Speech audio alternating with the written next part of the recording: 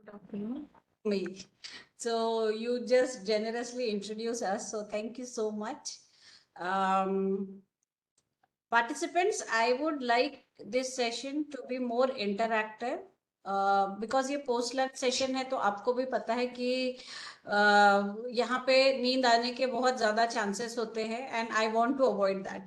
और हमारा टॉपिक जो आज हमें प्रीति मैम ने दिया है वो भी थोड़ा आज की तारीख में वो काफी रेलेवेंट सा टॉपिक है। तो मुझे ऐसे लगता है कि हम सभी लोगों ने, because we all belong to academic community, तो इस पे हमें थोड़ा, हम सभी ने थोड़ा विचार विमर्श करने की जरूरत है।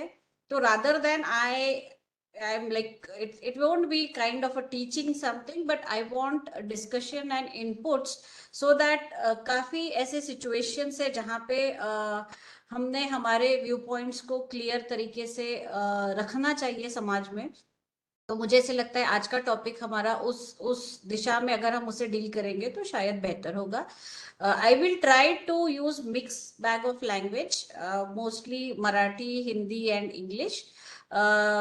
जैसे भी आपको कंफर्टेबल हो, if complete English you can let me know, but I will try to use the mix version here. And we will go with Hindi and English because Okay. some of the participants are from Bengal and South.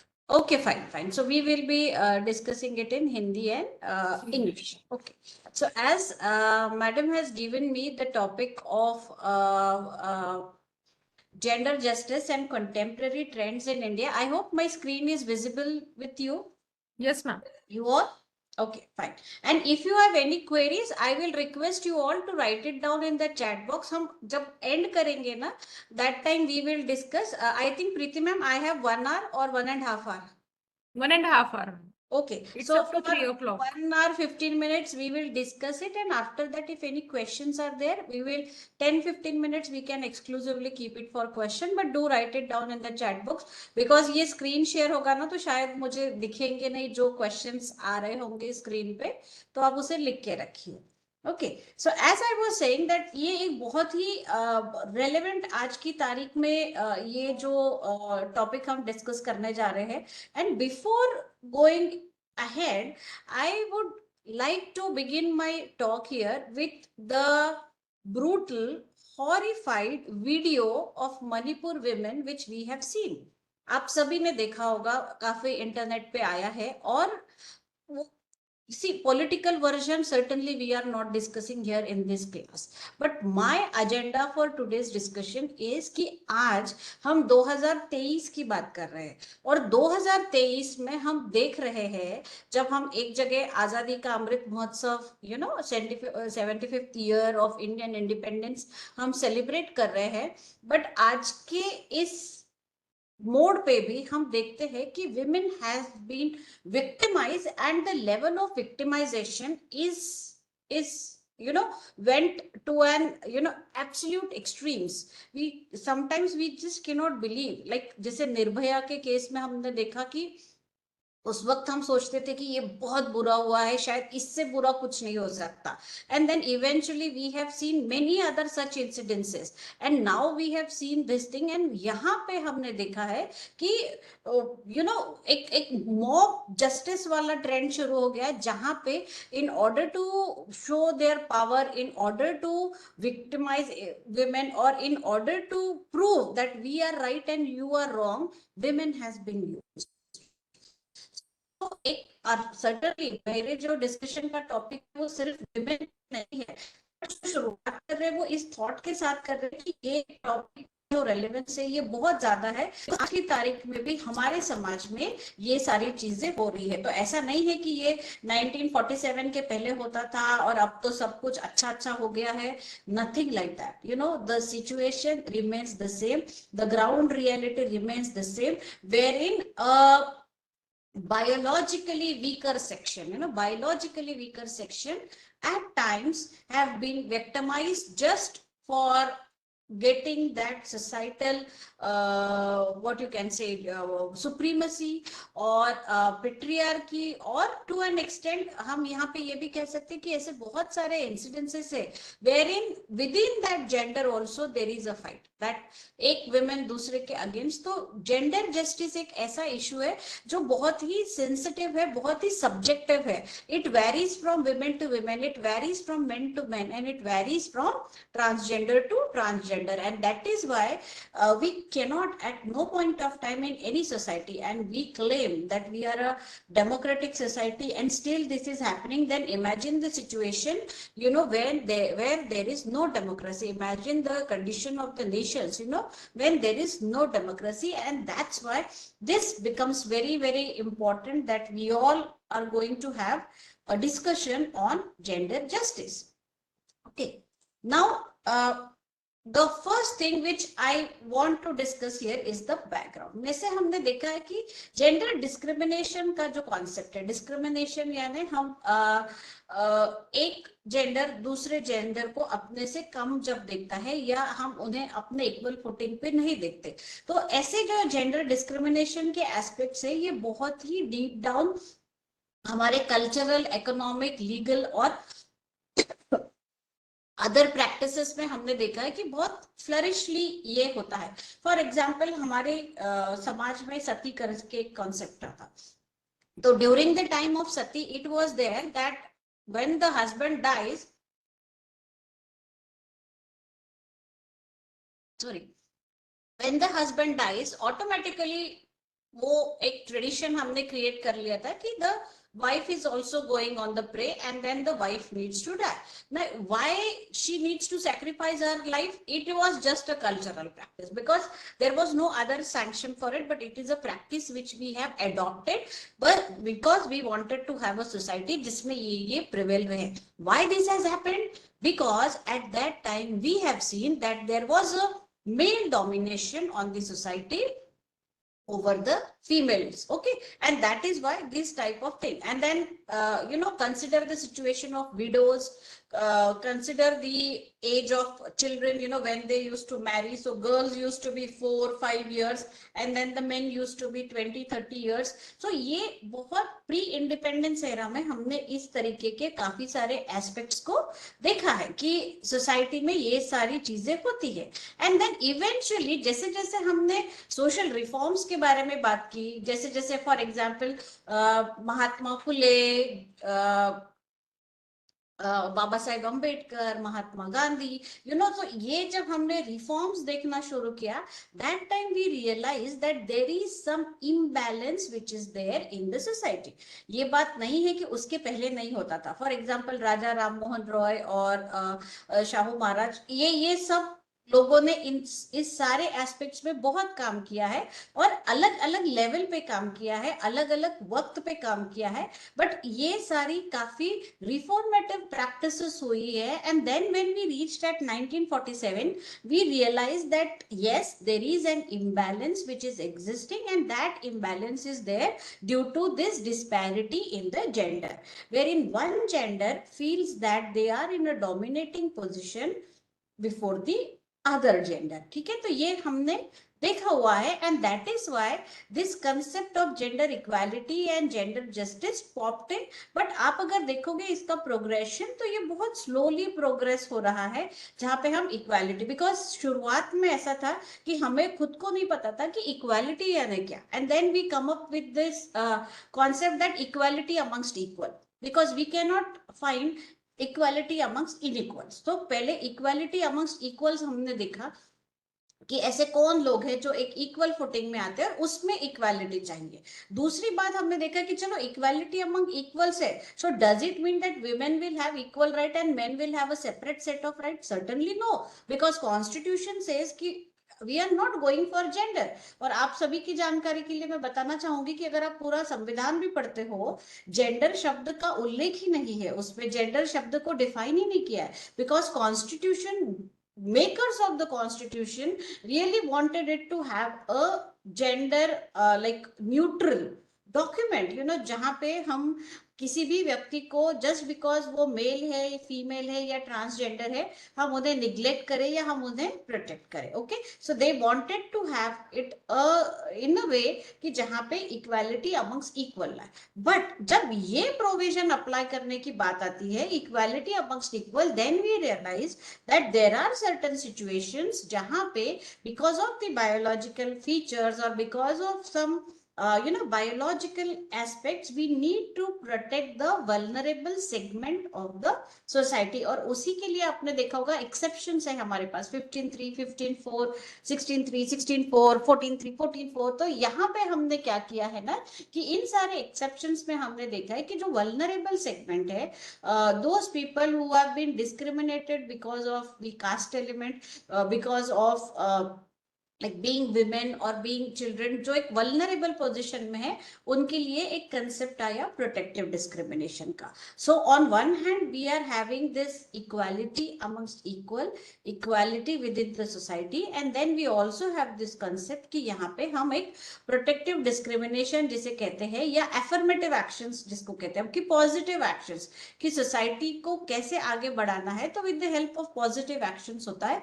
तो उन सबको जब हम साथ में लेके चलते गए, तब हमने देखा कि जेंडर इक्वालिटी के साथ साथ एक और चीज जो हमारे सामने आई, दैट वाज जेंडर जस्टिस. की इक्वालिटी तब तक नहीं होगा जब तक हम जेंडर बेस्ड जस्टिस नहीं जनरेट करेंगे. और जेंडर बेस्ड जस्टिस कब आता है? जब हम इस तरीके के एफर्मेटिव एक्शंस लेते हैं, जहां पे हम विमेन, चिल्ड्रन को एक स्पेशल सेगमेंट में रख के उन्हें एक स्पेशल केयर प्रोवाइड करते हैं. ठीक है, तो इसका ये मतलब नहीं है कि हम मेन को इग्नोर कर रहे हैं. इसका ये मतलब है कि मेन के साथ साथ विमेन को भी प्रोटेक्ट करना है, बट विमेन को इस तरीके से प्रोटेक्ट करना है कि वो at par ho jaye. They will reach to that stage, wherein we can say that the women are now becoming competent, that they will be there in the society. अभी 2023 में जैसे मैंने कहा है, अभी हम जेंडर जस्टिस के भी आगे जाके बात करते हैं, जिसको हम कहते हैं कॉम्पिटेटिव जस्टिस. कॉम्पिटेटिव जस्टिस का मतलब होता है कि irrespective of gender, whether it is a male, female और a transgender, irrespective of gender, let us compete all together and then have a justice. For example, competitive justice में आप transgender को भी इन्वॉल्व कर सकते हो कि दे are also part and parcel of society. They can also compete for the jobs, for the opportunities, for access to education, whatever facilities which are available. तो gender equality से हमें जेंडर जस्टिस वाली concept मिली. Gender justice से अभी हम competitive justice की तरफ आगे बढ़ते हैं. And then of course in a society बहुत बार हमने देखा है और काफी साइंटिफिकली भी ये बात हमेशा बताई जाती है कि when we use the term gender and when we can use the word sex. देखो, सेक्स एक बायोलॉजिकल टर्म है जिसमें मेल, फीमेल, ट्रांसजेंडर को बायोलॉजिकल वर्जन्स के साथ समझते हैं. But when we talk of gender, gender is more important than this narrow version of gender which is sex. क्योंकि जेंडर के बारे में जब हम बात करते हैं ना, तो ऑटोमेटिकली आपके economic, social, political, financial aspects, they all get into it, which to an extent we can exclude when we talk of sex. But when we talk of gender, we have to see, क्योंकि जैसे मैंने already बताया, सती practices, or for that matter, just wearing that bindi, now this is a practice which is required for married women. If you are a married, you have to wear a bindi. If you are a Hindu woman, for example, you have to put this thing, you have to wear Mangal Sutra. And why that is required? Because it shows कि आपकी शादी हुई है. ये शायद mail लोगों को इसकी जरूरत नहीं है. They don't need to prove every time that they are married, but female are required to marry. बहुत सालों तक हमारे देश में ये परंपरा थी और अभी भी है, कि नाम चेंज करेंगे, कि शादी हो गई तो नाम चेंज करेंगे. तो इस तरीके से काफी सारी चीजें हैं जो आपके आसपास का जो सराउंडिंग है, जो बिहेवियर है, जो सोशो इकोनॉमिक पॉलिटिकल पैटर्न्स है, वो चेंज हो जाते हैं जेंडर के वजह से. एंड दैट इज व्हाई जब भी हम जेंडर इक्वालिटी की बात करते हैं, तो मैंने जैसे कहा कि एक सब्जेक्टिव है. सब्जेक्टिव का मतलब ये अलग अलग लोगों के साथ अलग अलग तरीके से इसे डील करना पड़ता है. We can not have one straight jacket formula कि ये फॉर्मूला लगा दो और बस सारे जेंडर का भला हो जाएगा. ऐसे नहीं होता है. ओके, हर एक चीज में, हर एक जगह पे जेंडर से रिलेटेड एक स्पेसिफिक अलग तरीके का प्रॉब्लम होता है, जिसके लिए हमें उसी तरीके का वहां पे सॉल्यूशन फाइंड आउट करना पड़ता है। And that is why we need to see कि जेंडर को हम कैसे इवेल्युएट करते हैं। See at no point of time, अगर हम यूनिवर्स क्रिएशन का थियरी देखेंगे तो in in in front of that universal creator we all are same, there is no this thing that male are most preferred and women are least preferred and transgender are not preferred, ऐसा नहीं है। ये जो preferred not preferred least preferred वाला जो concept है ना, ये हमने लाया है, समाज ने लाया है, ये भगवान ने, अगर आप बिलीवर होंगे उसमें, तो ये उन्होंने नहीं क्रिएट किया, या ये नेचर ने नहीं क्रिएट किया, ये बैरियर, ये हिंडरेंस जो है ये हमने लगाया है। और इसी के लिए क्या है ना कि आज हमें देखना चाहिए कि हम किस प्रकार से इस जेंडर जस्टिस वाले एस्पेक्ट को देखते हैं। नाउ जेंडर जस्टिस, जैसे पहले स्लाइड में भी मैंने कहा कि it is a progressive term, ये एकदम से जेंडर जस्टिस वाला कॉन्सेप्ट हमारे पास नहीं आया है। सी जेंडर जस्टिस को जैसे अगर हम देखेंगे तो इट केम वेरी लेट। 1948 में हमारे पास universal declaration of human rights आया and India was signatory to it. So universal declaration आने के बाद it took us almost 20 years to realise that there is some element in the society जिसके लिए एक क्रिटिकल लीगल थिंकिंग हुआ था। और क्रिटिकल लीगल थिंकिंग किसके लिए हुआ था? For the women and the children.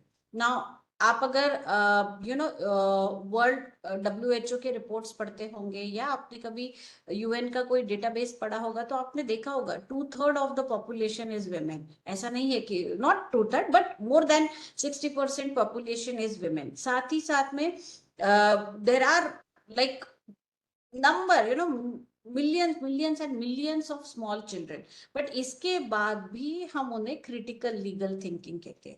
But जब भी मेल स्टडीज के बारे में बात आती है तो we don't use the word critical thinking, because we have assumed, presumed and understood कि male are the integral part of society.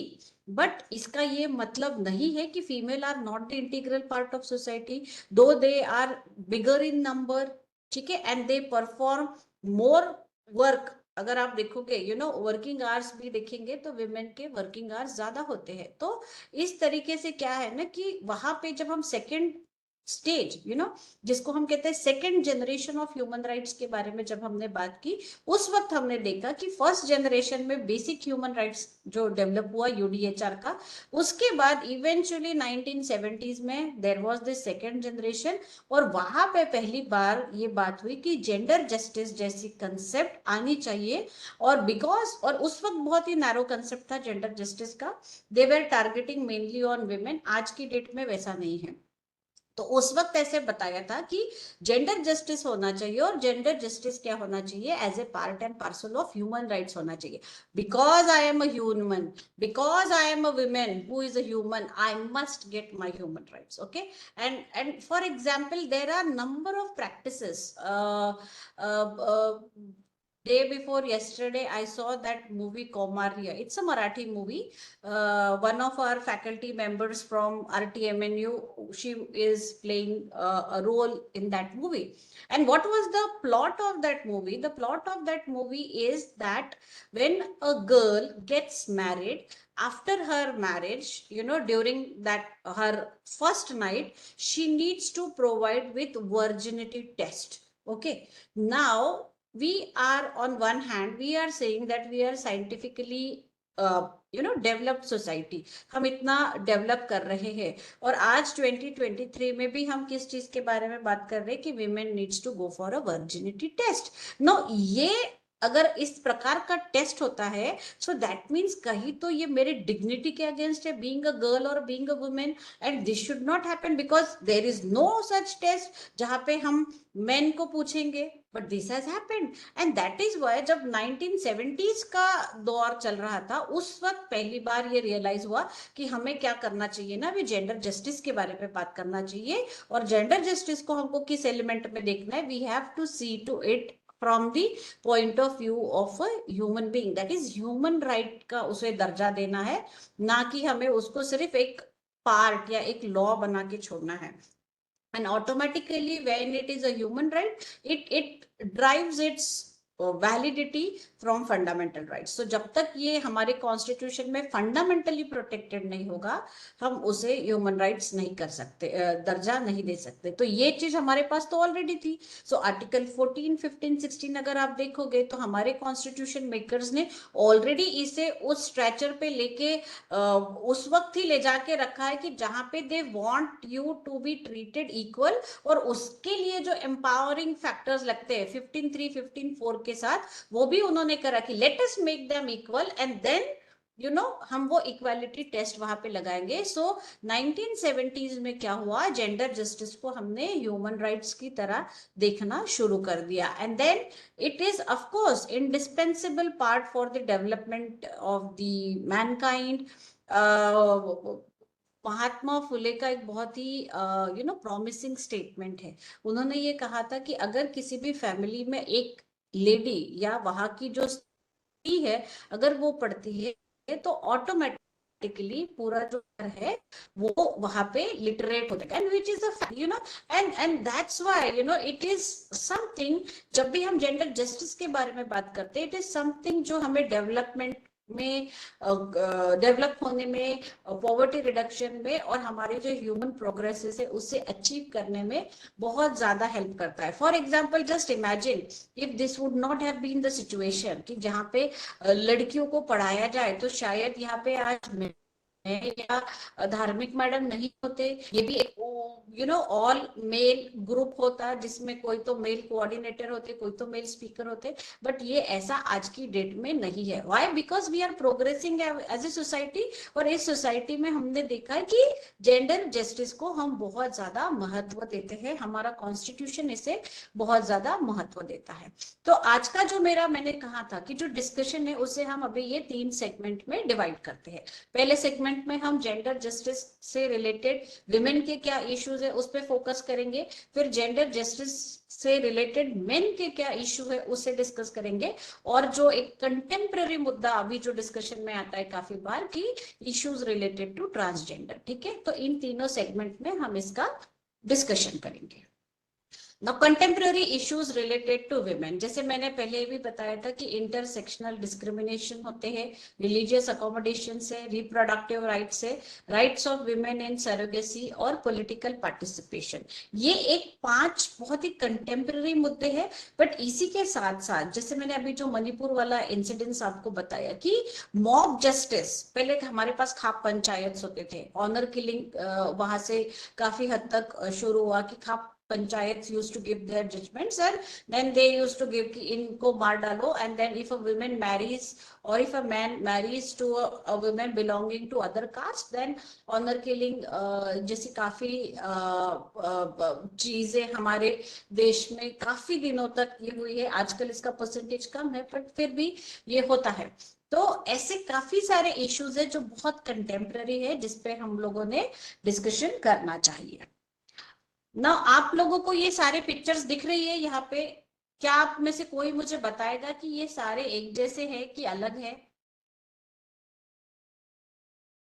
Anybody? Picture not showing, ma'am. What? It's not visible. Pictures not visible. अच्छा, picture is not visible. Okay, just Picture is visible. It's a slide. Picture is visible. And Ah, issues yeah, are different. अभी visible है? Madam screen share होत आहे आता, मधात काही issue आला होता. नाव हाँ, इट screen इज share होता है. Intersectional discrimination. अच्छा, एक मिनट. आपने यानी पहले वाला स्लाइड नहीं देखा था क्या?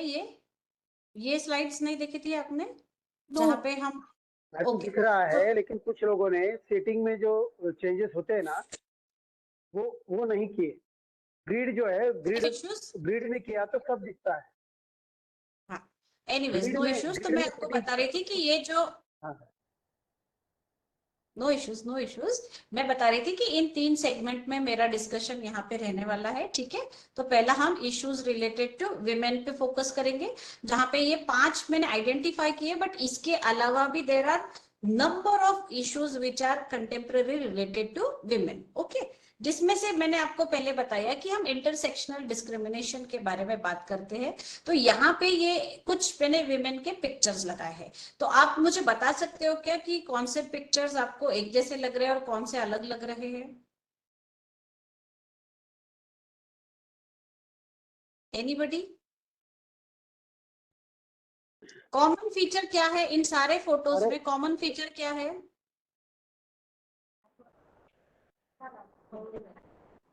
चेंज आया common है। feature तो women मैडम है, फर्स्ट सेकंड और common थर्ड feature तो सेम दिख women रहे है। हैं और चेंज बाकी दिखाई देता है। अभी हम एक एक करके मैं आपको सवाल पूछती हूँ। सबसे पहला मेरा सवाल है कि इन सब में कॉमन फीचर क्या है?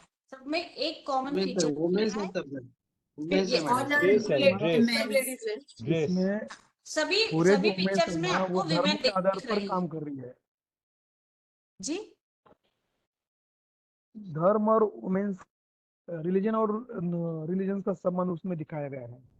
ओके, तो पहला जो कॉमन फीचर जो मैं आपको बताना चाहती थी यहाँ पे कि ये सारे विमेन के पिक्चर्स है। Are you agree with that? ठीक है, Yes, ये yes. विमेन के पिक्चर्स है। अब अगर हम ये फोटो नंबर 1 और फोटो नंबर 2 देखते हैं यहाँ पे, ठीक है, तो इन दोनों में क्या डिसिमिलैरिटीज है? ये कौन कल्चरल सी चीज? धर्मा डिसिमिलैरिटी that धर्मा से induces different dress ritual codes. Ritual दिखाना। एक जगह यानी पर एक पर्दा प्रथा है, आपको दूसरी जगह एक लड़की दिख रही है जिसने बुर्का नहीं पहना है और एक फीमेल यहाँ पे है जिसे यहाँ पे बुर्का पहनना है, और ये दोनों भी क्या है, इनके जो रिलीजियस प्रैक्टिसेस है उसे ये फॉलो कर रहे हैं। अब अगर मैं बात करती हूँ यहाँ पे जेंडर जस्टिस की, क्योंकि मैंने तो आपको बताया कि जेंडर जस्टिस में विमेन से रिलेटेड जस्टिस के बारे में बात होता है। अब आप लोग मुझे यहाँ पे एक चीज बताइए कि जो प्रोटेक्शन या जो रेंज ऑफ राइट्स की जरूरत इन फर्स्ट फोटो में जो फीमेल है उसे चाहिए, क्या वो सेम सेकंड के लिए चाहिए है, कि सेकंड को उससे ज्यादा प्रोटेक्शन चाहिए है, या सेकंड को उससे ज्यादा फ्रीडम चाहिए है? क्या लगता है आपको? फ्रीडम चाहिए। फ्रीडम चाहिए। देखो यहाँ पे एक जो विमेन है उसको हम एथनिकली, उसको हमने क्या कहते हैं, ऐसा नहीं है कि उसको भी हमने फ्री कर दिया। She has to wear bindi, she has to wear bangles, these are compulsory thing because she is married. ये आपको करना ही पड़ेगा, नहीं करेंगे तो फिर हमारे यहाँ पे बोलते हैं ना, लोग क्या बोलेंगे कि आपकी बेटी तो शादी हो गई फिर भी पहन नहीं रही है, वगैरह वगैरह टाइप्स। बट जब हम दूसरी फीमेल को यहाँ पे देख रहे हैं, एंड देखो both of them are females, okay, but यहाँ पे आप देखोगे irrespective of whether she is married और not, she has to wear a burqa, ठीक है। And then we have seen कि because of many cultural traditional बहुत ही एक्स्ट्रा जो होते हैं ना, एक्स्ट्रा सोसाइटल एलिमेंट्स जिसको हम कहते हैं, उसकी वजह से जो रेंज ऑफ फ्रीडम हमारी पहली विमेन को मिल रहा है, शायद उतना फ्रीडम हमारी ये जो फोटो में सेकंड विमेन है इनको नहीं मिल रहा है। Now let us go move towards this third picture and then fourth picture. अगर आप इन दोनों पिक्चर्स को देखते हो तो इसमें भी आपको डिस्पैरिटी दिखेगा, यस और नो? Yes. है ना।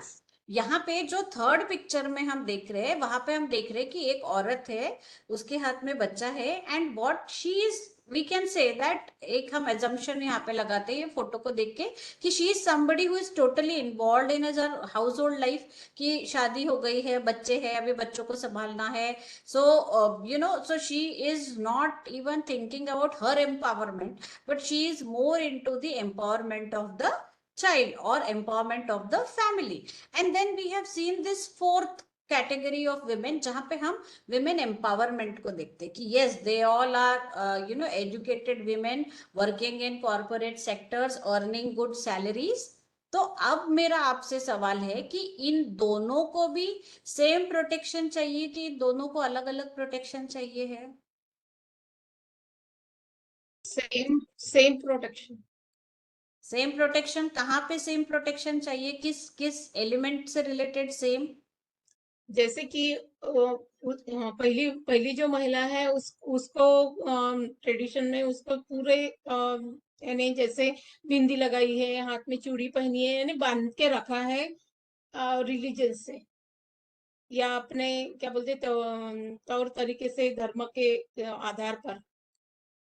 और दूसरी को भी यानी कपड़े से, यानी दोनों इसमें सेम ही है, सिर्फ फर्क इतना है हर धर्म का एक पद्धत है, तरीका है। देखो एक इसलिए चीज यहाँ पे और जो हम सभी को देखना है, रेखा जी और बाकी लोगों से भी मैं कहना चाहूंगी कि एक चीज हमें यहाँ पे देखो, रिलीजियस एस्पेक्ट्स के भी बियॉन्ड है। जब मैं आपको कह रही हूँ कि इन्हें किस प्रोटेक्शन की जरूरत है, तो इन्हें इनकी फिजिकल सेफ्टी की जरूरत है। Even irrespective of all of this, there is a possibility that they might get sexually abused. There is a possibility that they might get sexually tortured. There is a possibility that there might be some form of violence, physical, mental on them. तो जब हम इस बारे में बात करते हैं, अभी इन औरतों को अगर आप देखोगे तो हम कहेंगे कि नहीं है, उन पे रिलीजियस बैरियर्स उतने नहीं है, बट जितना जान का खतरा या सेक्सुअल असॉल्ट का खतरा इन्हें है, वो इन्हें भी है, और वो इन्हें भी है, और वो इन्हें भी है। यस, तो इस पैरामीटर पे क्या होता है ना, सब इक्वल हो जाते हैं। But when it comes to empowerment, when it comes to cultural practice, तो मैंने जो वर्ड यूज किया, सब्जेक्टिव हो जाते हैं। इन्हें जो कल्चरल राइट्स शायद ज्यादा फ्रीडम मिला होगा, इन्हें कम है, इन्हें उससे कम या ज्यादा है, तो इस पैरामीटर में ये अलग अलग हो रहे हैं। सिमिलरली यहाँ पे आप देखोगे ट्राइबल विमेन है, they are also women and then they are having their weapons also. यानी ऐसा नहीं है कि वो ऐसी औरत है जिसे कुछ पता नहीं, they have their weapons, so probably they know skill, but they require all together different parameter of empowerment, जो शायद इन्हें या इन्हें या इन्हें या इन्हें इनकी जरूरत नहीं है, जिसकी जरूरत इन्हें सबसे ज्यादा है। They are capable to protect themselves because you know they all are. और बहुत सारे ट्राइबल्स की खासियत ये होती है कि वहां पे विमेन को बहुत बड़ा स्टेटस होता है comparatively the other civilised world wherein we live. Okay, तो वहां पे उन्हें Status उस भी है चीज और की freedom भी है। जरूरत नहीं है जी। स्टेटस भी है और थोड़ी फ्रीडम भी है वहाँ।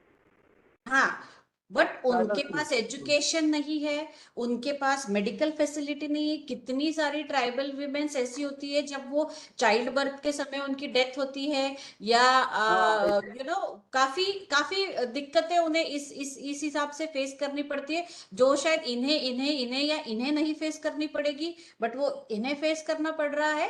And similarly this women, you can see she is a disabled women. तो जो राइट सेट ऑफ राइट्स इन पांचों को लग रहा है, उससे शायद कंप्लीटली डिफरेंट इन्हें लगेगा। She is a women, on top of that she is a disabled woman, so she needs extra care, she needs extra accessibility, she needs extra precaution, she needs extra protection from the state। तो कहने का मतलब ये है कि जब हम women empowerment की बात करते हैं, जेंडर जस्टिस या वुमेन जस्टिस के बारे में बात करते हैं, तो अगर मैं एक आपको जैसे एग्जांपल के तौर पे यहाँ पे बताना चाहूंगी कि हमने कह दिया कि there is 33% women reservation। now my question to you all कि अगर ये 33% विमेन रिजर्वेशन दिया, तो आप मुझे बताइए ये 5-6 तरीके के विमेन हमारी सोसाइटी में किसे फायदा होगा? सबको बराबर का फायदा होगा क्या? 33% विमेन रिजर्वेशन में बात कर रही हूँ, सबको बराबर से फायदा मिलेगा? नो, जो पढ़ी लिखी है उनको ज्यादा मिलेगा। पढ़ी लिखी है उन्हें ज्यादा मिलेगा। यानी अगर ये दोनों शहर में रह रहे हैं, सोचिए एक अगेन एग्जांपल, ये दोनों शहर में रहती है और ये भी शहर में रह रही है, ये तीनों फीमेल शहर में रहती है, और इन तीनों में से फिर किससे ज्यादा फायदा मिलेगा? इसे। यानी क्या हो रहा है कि पढ़ी लिखी तो उन्हीं को मिलेगा। जी जो पढ़ी लिखी है उन्हीं को ज्यादा मिलेगा मैडम। एग्जैक्टली। तो क्या हो रहा है यहाँ पे, जब हम जेंडर जस्टिस या विमेन एम्पावरमेंट की बात करते हैं, तो वो एक सेगमेंटेड विमेन एम्पावरमेंट हो रहा है। जब विमेन एम्पावरमेंट बोल रहे हैं, तो उसका मतलब ये हो रहा है कि सारी विमेन एम्पावर हो गई है? नहीं हुई। और इस वजह से आज की जो रिक्वायरमेंट है हमारी, वो ये है कि हम सिर्फ विमेन एम्पावरमेंट नहीं बोले, बट हमको ये कहना है कि there has to be an intersectional women empowerment. यानी हर एक सेक्शन की जो औरत है, उसका जब तक एम्पावरमेंट नहीं होगा, उसके अगेंस्ट जो डिस्क्रिमिनेशन है वो जब तक नहीं रुकेगा, तब तक हम विमेन एम्पावरमेंट या विमेन जस्टिस के बारे में बात नहीं कर सकते हैं। वो कभी भी अचीव ही नहीं होगा टारगेट, क्योंकि अगर हम एक ही टारगेटेड विमेन को अगर हम प्रोटेक्ट कर रहे हैं, तो बाकी लोगों को हम यहाँ पे, बाकी विमेन को हम इग्नोर कर रहे हैं, विच इज नॉट करेक्ट।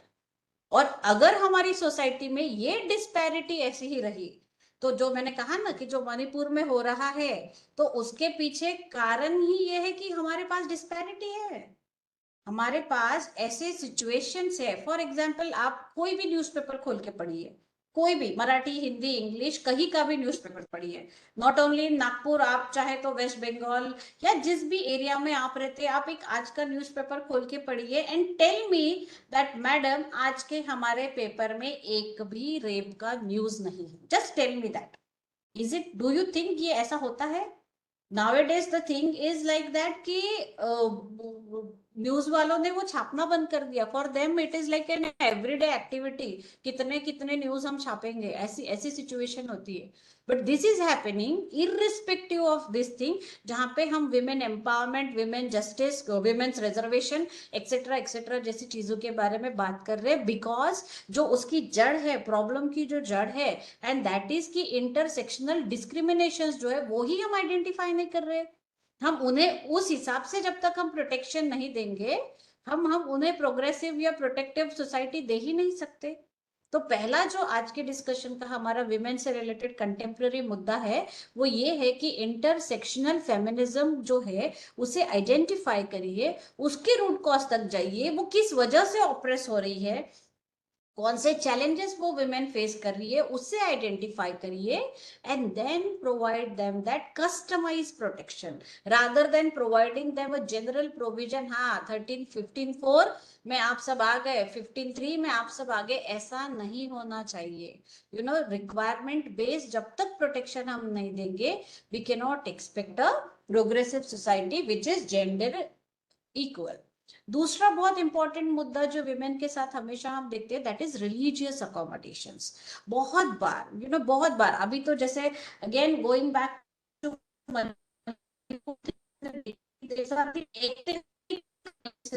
हो रहे हैं कि one community against the another community, ठीक है, एंड दे वहां पे they are having this thinking कि हमारी कम्युनिटी मेजॉरिटी में है, ज्यादा सुपीरियर है, माइनॉरिटी सेज कि नहीं हम ज्यादा सुपीरियर है। So these are the aspects which is there wherein we require accommodations. हमें सबको अकोमोडेट करना है, जिस तरीके से जैसे वो है उस तरीके से हमें अकोमोडेट करना है। हमारे संविधान ने हमें ये बताया है। देखो, संविधान शुरू होता है we the people of India and we includes everybody. We does not include only Hindu women or Muslim women or Christian women. No, we includes everyone, and that is why whatever your religious practices are or whatever your religious essential conditions are, that needs to be accommodated.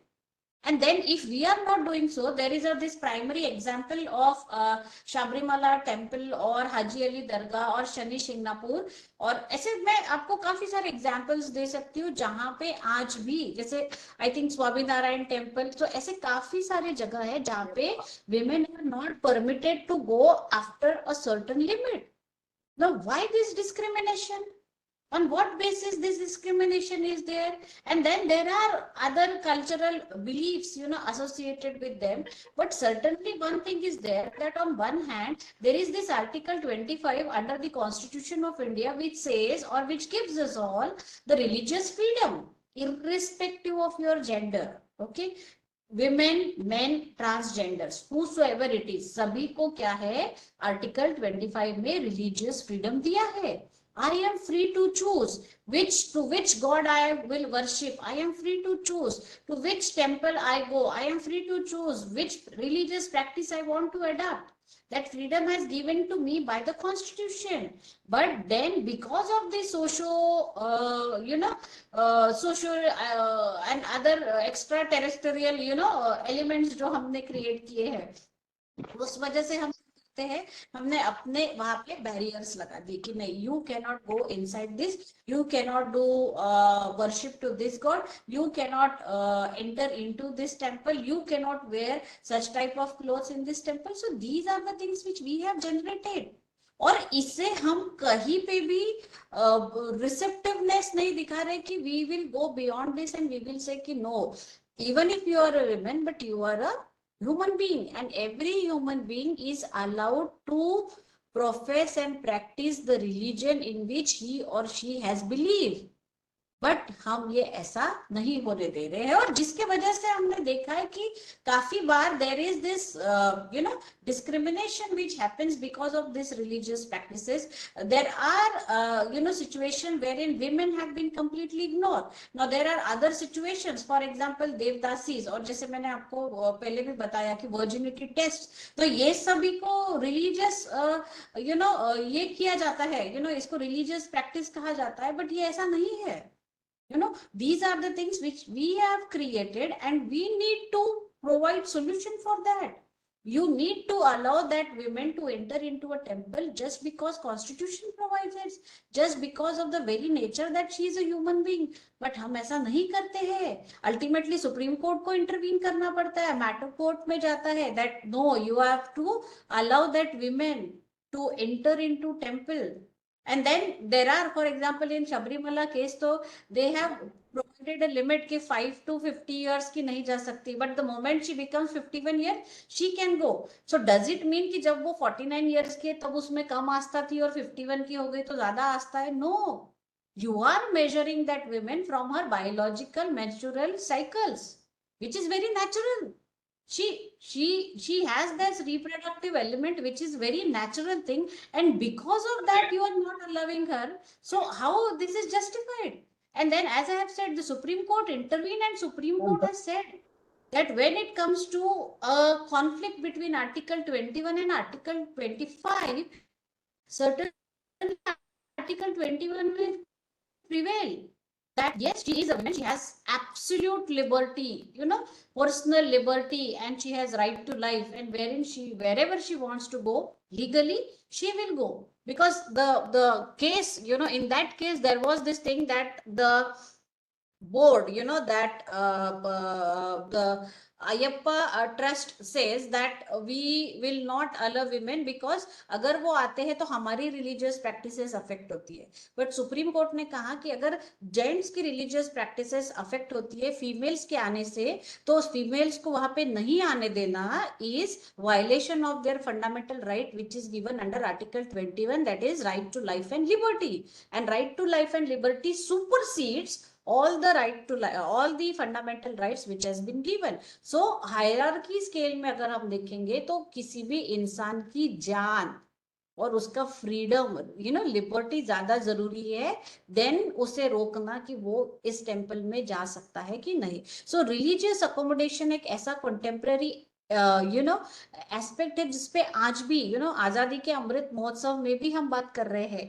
आज भी हमारे पास number of ऐसे temples and situations है जहां पे temples यानी बहुत सारे religious places, not only in temples, probably in all religious practices. हमने देखा है कि बहुत सारे जगह पे मुस्लिम्स में भी हमने देखा है कि वो एक पर्टिकुलर इसमें उनको अगर ग्रेवयार्ड में वगैरह जाना है तो नहीं जाने देते. तो ये सारी जो चीजें ये हो रही है. बट आज हमें देखना है कि irrespective of this we should look towards women as human beings rather than classify them on the basis of gender. और ये कब होगा, इनमें से एक चीज कब होगी कि जब हम ये रिलीजियस अकोमोडेशंस को बढ़ाएंगे, यानी हमारे जो रिलीजियस अकोमोडेशंस के पैरामीटर है उसे हम इतना ब्रॉडन करेंगे कि we will not mind. For example अगर कोई लड़की अपने फादर को प्रे लिट करना चाहती है तो वो हमें करने देना चाहिए. हमारे पास for again if we go and आप कितने भी गाने देखिए मूवीज में जो आते हैं तो जेंडर ओरिएंटेड है. बॉय अगर है तो सूरज कहूँ या चंदा, तुझे तारा कहूँ या राज दुलारा वगैरह वगैरह. And when it comes to female it was like कि हाँ गुड़िया रानी बिटिया रानी, कोई तो परियों के नगरी से आएगा और तुझे लेके जाएगा. Why?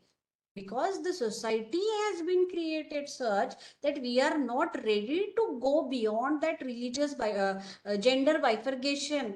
We want to we want to keep that pro forma as it is कि नहीं जेंट्स है तो ऐसा रहेगा, फीमेल है तो ऐसा रहेगा. बट ये ऐसा नहीं होना चाहिए because we should look them as human first rather than looking them from the point of view of gender. So this is second incidence or second point of thought which I want to give you all कि religious accommodations में हम यहाँ पे क्या कर रहे हैं और हम किस situation में हैं आज की डेट में. Then third, as I have already said, reproductive rights के बारे में ये एक ऐसा सेगमेंट है जिसके बारे में विमेन भी बात नहीं करना चाहती. आई डोंट नो वेदर ट्रांसजेंडर और men are interested in talking about it, but women themselves are not ready to talk about it. Now these are the things, wherein which is very important. For example, the very aspect of motherhood, the very aspect of human, womanhood lies with this aspect. But there are situations, and at times there are situations जहाँ पे आपने देखा होगा female फिटिसाइड्स, यानी ये तो काफी traditional problems और चैलेंजेस है जो हम देख रहे हैं कि फीमेल इन्फेंटिसाइड है या फीमेल फिटिसाइड्स है. These are very common practices, और काफी यानी पिछले 8-10 साल तक तो ये बहुत ही प्रचलित थे हमारे देश में. अभी अभी जैसे जैसे लॉ स्ट्रिक्ट होते गए तो इस प्रैक्टिसेस को कम किया. बट इसके साथ ही कि ये जो रिप्रोडक्टिव राइट्स है, फॉर एग्जांपल जैसे अबॉर्शन करते वक्त ना, आज भी हमारे देश में लॉ ये कहता है कि अगर अबॉर्शन करना है तो उस consent of the spouse is necessary. Now if that is necessary, the first thing is who is going to carry the child? It is the women. और अगर ऐसा है और अगर वो उस बच्चे को नहीं रखना चाहती है तो why the spouse of consent, spouse है ना, उसके जो, जैसे अगर विमेन है तो उसके हस्बैंड या उसका male partner, why that consent is required? But that is the law. And suppose there are situations जहां पे विमेन को नहीं चाहिए होता है, but the family says, the male husband says कि no, I want this child and she needs to conceive it. Okay, तो इस प्रकार से हमारे रिप्रोडक्टिव राइट्स उसको जहाँ पे उसको बहुत ही फैमिली ओरिएंटेड तरह कि नहीं, ये हमारे फैमिली का बच्चा है, यहाँ पे वो रहना चाहिए, वो आना चाहिए. बट ये इस तरह से नहीं होना चाहिए. हमें यहाँ पे देखना है कि वो एक इंडिविजुअल फीमेल है. She has her own choices, she has her own way of looking at things. Maybe at this moment she's not ready to adopt a child, but she has been forced to do it. Why? Because the consent of husband is required. She cannot abort the child unless her husband gives the consent. Similarly, एक दूसरा बहुत ही common मुद्दा है, that is the reproductive right of a mentally challenged women. बहुत बार ऐसा होता है कि जहां पे भी मेंटली चैलेंज विमेन होती है, they have been raped. Okay, off the record, on the record ऐसे बहुत सारे केसेस हमें मिलते हैं कि इवन फैमिली मेंबर्स भी वहां पे लिखा है कि these girls have been raped. And then there is this very famous case of miss Ira versus Delhi government, जिस government of Delhi, new Delhi, जहां पे there was this girl miss Ira, or she was a mentally challenged girl, but her brain was mentally challenged. Okay, her physical body was not. So it was like कि physical body was like एक 30-35 साल की महिला जैसी होती है वैसी थी, but by mind she was only between 5 to 6 years of age, but physically she was fine. Then one of the family members, he raped her, and eventually what happened, she got pregnant. अब जब वो pregnant हुई तो there was this huge battle because the parents did not want to continue with that child. Though she was not in a capacity to know कि वो उसका brain का जो ग्रोथ था वो 5 to 6 ईयर के बच्चे जितना ही था, but medically also it was not possible कि वो टर्मिनेट करे उस प्रेगनेंसी को. And that's why she also wanted कि वो बेबी रहे, एंड देन पेरेंट्स वॉन्टेड कि वो बेबी नहीं रहे. But in such situation also there was this huge battle between the word years and age. I am 5 years of age and I am 5 years old. So court ने उसमें बहुत बड़ा एक bifurcation दिया कि एज और ईयर में क्या फर्क है. एंड देन दे सेड कि year is just a number, you know, एक साल, दूसरा साल, तीसरा साल होता है तो हम उसे ईयर में देखते हैं, बट जब हम एज के बारे में बात करते हैं तो एज के साथ साथ हमारा फिजिकल ग्रोथ आता है, एज के साथ साथ हमारे एक्सपीरियंस आते हैं, एज के साथ साथ हमारे रिक्वायरमेंट आते हैं. So if I use a word that I am 30-year-old women, so it's just a number. But if I say I am 30 years of age, then I have that experience of 30 years, and that's why they said कि because she is 35 years of age, you know, her child will be there and we cannot you know, abort that child, and then later on her parents need to accept, etc., etc. And then POCSO में वो case भी file हुआ because you know, age उसका 5 years भी था इसलिए. So other developments were there in this particular case, but mentally challenged women के reproductive rights के लिए उस वक्त पहली बार कोर्ट को पता चला, and this case is somewhere around 2012 के बारे में मैं बात कर रही हूँ, 11-12 के बारे में. उस वक्त के कोर्ट को पता चला कि हमारे पास कोई लॉ नहीं है. So I am not talking about 1947, I am talking about 2012, जहां पे हमने ये रियलाइज किया कि मेंटली चैलेंज विमेन के लिए हमारे पास कोई लॉ नहीं है. तो ऐसे बहुत सारे सिचुएशंस है जहां पे हमें ये पता चलता है कि हम सिर्फ एक एस्पेक्ट ऑफ विमेन जस्टिस को देखते हैं कि हाँ उन्हें एम्पावर करिए, बट इन सारे एंगल्स में जो मैंने आपको बताया कि फॉर एग्जांपल ये जो मेरा पिक्चर है कि एक डिसेबल्ड विमेन है या कोई मेंटली चैलेंज विमेन है, इसको पूरा इग्नोर करके छोड़े हैं, हम उसको देख ही नहीं रहे. At least these women can you know at least try to protect them अगर उनको सेक्सुअल असॉल्ट हो रहा है. But when it comes to mentally challenged women, she is not in a position even to protect herself. समझेगा भी नहीं उसे या वो कुछ कर भी नहीं पाएगी, तो वहां पे कितना यू नो उस क्राइम का इंटेंसिटी कितना हाई होगा आप सोचिए. And that's why these issues needs to be addressed. Now similarly there are number of cases in India wherein there is this pregnancy which is caused to minor girls due to sexual abuse. I mean, believe it or not, but this is a fact. And if you see the numbers, it is like every you know 1 in 50th girl, you know, she has been sexually assaulted in her childhood. तो ये again एक बहुत ही common practice है जो हमारे देश में होती है या चल रही है, बट हमारे पास इसका कोई इलाज नहीं है.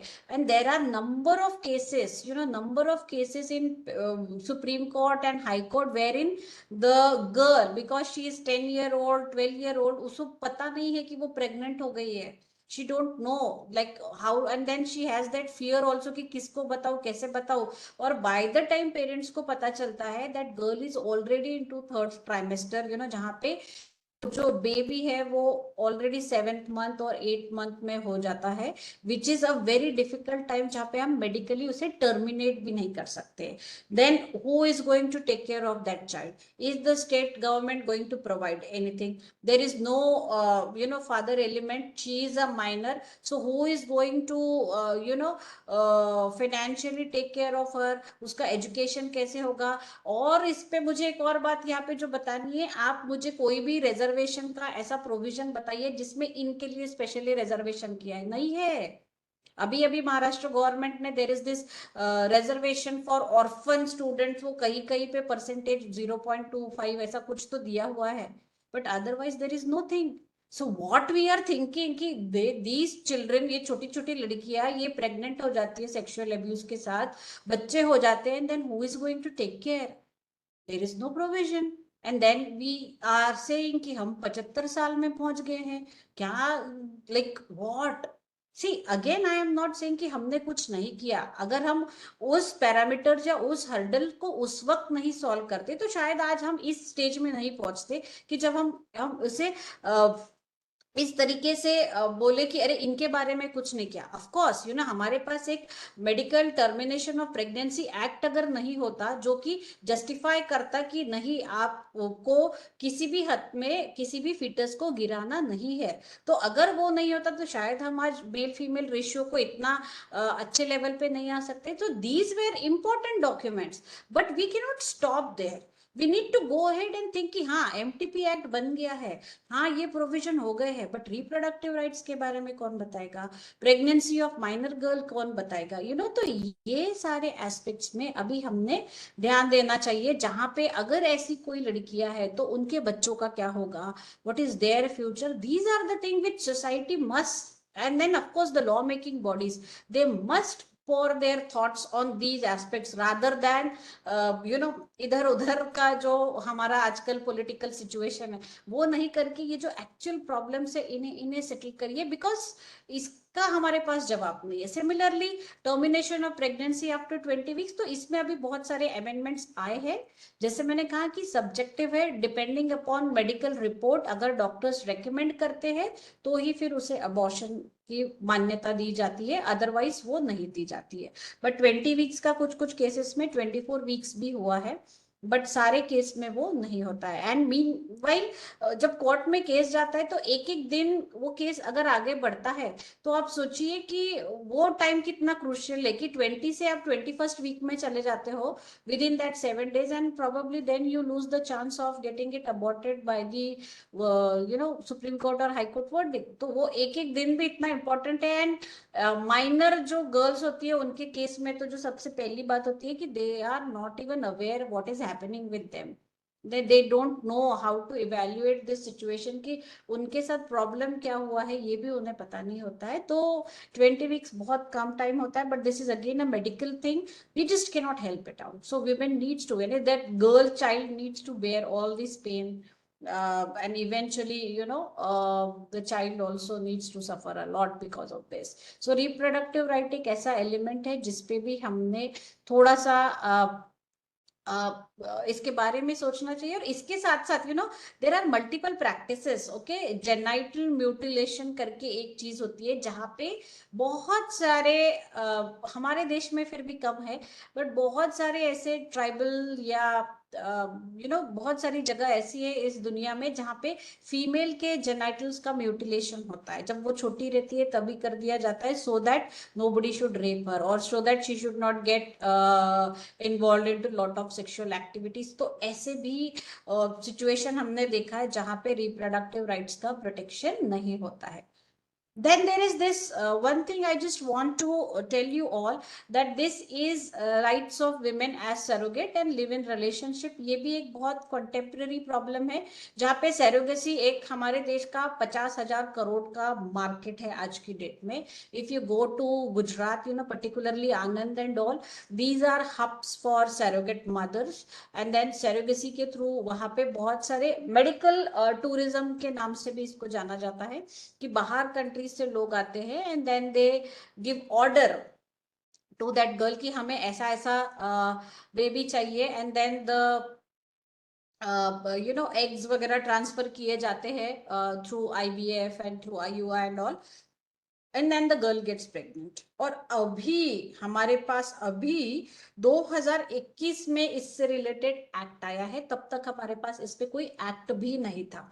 अब वो एक्ट भी अगर आप देखोगे ना तो उसमें बेसिक्स बताया है, बट वहां पे भी liability aspect, there is this recently I saw one movie Mimi उसका नाम है, उसमें ये पूरा सिचुएशन बताया है कि how that women deals with the situation where the biological parents absolutely reject the custody, or sorry, the legal parents reject the custody of that child born to that biological mother। बहुत बार ऐसे होते हैं कि they think कि बेटा होगा और अगर बेटी हो गई तो then they say कि I don't want to take this child। बहुत सिचुएशंस ऐसे जहाँ पे they are expecting a fair child but वो डार्क पैदा होती है। बहुत बार ऐसा होता है कि दे are expecting a beautiful child but somehow they when they see that baby they feel that no she is और ही इज नॉट ब्यूटीफुल। बहुत बार ऐसा होता है कि बच्चे डिसेबल्ड पैदा होते हैं, या जैसे बेबी मांजिका वगैरह केस था तो she was born with a hole in her heart, okay. तो अब अगर ऐसा सिचुएशन है और वो surrogate, because she is unmarried so she is surrogate, so आप उस अनमैरिड लड़की पे वो बच्चा छोड़ के चले जाते हैं। And this is a very common practice which happened in multiple cases। और अभी भी जो एक्ट आया है ना, they are talking about liabilities, but at the end we are forgetting that यहाँ पे the thing which is involved, that is a human being. एक बच्चा born हो रहा है और हम उसको एक दुकान की चीज की तरह डील कर रहे हैं कि हमें उसे लेना है या हमें उसे नहीं लेना है, क्या हमें ये जैसे शोरूम में होता है ना कि देख के कोई चीज पसंद आ रही है कि नहीं आ रही है. So this is a very ethically illegal thing which is there, but because medical medical studies has advanced such a level कि इट्स कि अगर किसी को बच्चा नहीं हो रहा है तो मेडिकल टेक्नोलॉजी के साथ वहां पे इस फैसिलिटी को प्रोवाइड कर सकते हैं. बट सोसाइटी में लोगों ने इसको उस नजरिए से ना देखते हुए बहुत ही कमर्शियलाइज तरीके से देखा, और उस कमर्शियलाइजेशन के जो कॉन्सिक्वेंसेस हुए उसमें rights of that female female surrogate is completely ignored, liability aspect is completely ignored. There are situation जहां पे 9 बार वो लेडी सैरोगेट बनी है, but there was no law which prevents her from that. And now that act is there, but that act is also limited because it talks about only on the contractual conditions. What happened if the conditions are beyond that contract? फिर क्या होगा? For example जैसे frustration of contract जैसी एक चीज होती है कि कॉन्ट्रैक्ट नहीं कर पा रहे हैं किसी तो भी ऐसी चीज के वजह से जहाँ पे एक्ट ऑफ गॉड हो गया. फॉर एग्जाम्पल जो बायोलॉजिक लीगल पेरेंट्स थे वो दोनों एक्सीडेंट में मर गए. Now this lady is their surrogate and now that child is getting birth. Who is going to take care? There is a frustration of contract but there is no provision. You are not even किसी को blame भी नहीं कर सकते, plus उसके जो health rights है उस पे भी कोई देख नहीं रहा है. तो ऐसे बहुत सारे सिचुएशंस है जहां पे सैरोगेट को प्रॉब्लम होती है. सिमिलरली लिव इन रिलेशनशिप में होती है. Live in relationship has been accepted by the supreme Court, ठीक है, बट वो जो मेंटेनेंस वगैरह होता है जैसे डिवोर्स होता है ना तो female can claim maintenance. Live in relationship में वो कोई प्रोविजन ही नहीं होता है. So that means you are spending your life with that man but you are not going to get anything at the end. So this is a problem. इस पे भी अभी तक कोई लॉ नहीं है. So this is also one of the contemporary issue जिसपे काफी सारा विचार विमर्श होना चाहिए, क्योंकि लीगली इट इज परमिटेड कि you can be in a live in relationship, but उससे रिलेटेड जो अदर लॉज है जैसे मेंटेनेंस के बारे में है, बच्चों के अडॉप्शंस के बारे में वगैरह है, तो वो अभी तक यहाँ पे क्लैरिटी नहीं है. And this is again a challenge which is there. And of course, this is the last thing which I want to discuss when into this women's section, that is political participation and representation. Now article 325 and 326 of the constitution guarantees कि सबने equally participate करना है, और उसके वजह से जो हमारा 243D 243D3 ये सारे जो provision है इसमें हमने देखा है कि at village level panchayat level पे हमारे पास 1/3 रिजर्वेशन होती है विमेन के लिए. बट बहुत बार ऐसे देखा है कि ये जो 1/3 रिजर्वेशन होता है ये पॉलिटिकल टोकनिज्म होता है. आप ये पिक्चर को देख सकते हो. She is the sarpanch but he behaves like a sarpanch, and this is a fact. in many situations आप देखोगे कि फीमेल तो होती है बिकॉज वो रिजर्वेशन वो सीट फीमेल के लिए रिजर्व होती है, बट अल्टीमेटली जब वो जीत के आती है तब who is there? It is the man of that house who is the supreme rather than the women. He takes all the decisions on her behalf and it has been proven many a times कि ऐसा ये इस तरीके का political tokenism होता है. अब एक और चीज जो मुझे यहाँ पे बतानी है, हम वुमेन एम्पावरमेंट के बारे में बात कर रहे हैं. हमारे यहाँ लगभग 545 लोकसभा सीट होती है, उसमें से आज की डेट में सिर्फ 78 विमेन है. तो अगर हम रिप्रेजेंटेशन भी देखेंगे तो not even 1/3 representation we are having. It is rather 1/20th और something like, not even 1/20th, उससे भी कम का रिप्रेजेंटेशन है हमारा. तो अगर ऐसी सिचुएशन है तो डू यू रियली थिंक कि ये जो प्रॉब्लम्स है विमेन के ये कोई उस पार्लियामेंट में डिस्कस करेगा और उसके ऊपर कोई ध्यान देगा? No, because the representation itself. See I am not saying कि इन्होंने इन्हें रोक के रखा है, but society is not ready to accept. Society wants कि नहीं हमें इस सीट पे मेल को ही रखना है, वो फीमेल तो वहीं पे आएगी जहाँ पे रिजर्वेशन होगा या जहाँ पे वो इंटरेस्टेड होंगे. So this is the percentage. The same scenario is there. when it comes to Rajya Sabha, और ये हमारी लॉ मेकिंग बॉडीज होती है, तो ये बहुत इंपॉर्टेंट है यहाँ पे इन सारे मुद्दों पे डिस्कस करना, बट ऐसा नहीं होता है। और कोटा सिस्टम फॉर एग्जांपल हमने देखा है कि जहाँ पे रिजर्वेशन कोटा है तो उतना ही होता है, एंड ऑलरेडी मैं आपको बता चुकी हूँ, ये जो मेरा एग्जाम्पल है, कोटा सिस्टम है 33% वीमेन, बट मुझे पता है कि अगर मैं ये स्केल सभी के साथ एक साथ लगाऊंगी तो कुछ ही घटक होंगे जिन्हें उसका कुछ फायदा होगा, बाकी किसी को नहीं होगा। तो इस कोटा सिस्टम में भी हम कितना उसका बेनिफिट ले सकते हैं रिजर्वेशन वगैरह में, I don't know, you know, women's reservation वगैरह में I am not very sure about it, and that is why when it comes to women, gender discrimination और जेंडर जस्टिस के एक अलग पैरामीटर्स रहने चाहिए और उन्हें सब्जेक्टिवली वहां पे देखना चाहिए। ये कुछ केसेस है जहां पे कॉन्स्टिट्यूशन ने जेंडर इक्वालिटी और जेंडर जस्टिस को प्रमोट किया है। Considering the time I have, I will not go into the details of it, but I want to discuss this another important aspect with you, that is the contemporary issues related to men. सी आज के date में हमने ये भी problems face किए हैं कि there is a segment in the society, male segment in the society, who have been victimized because of the very element that they are men.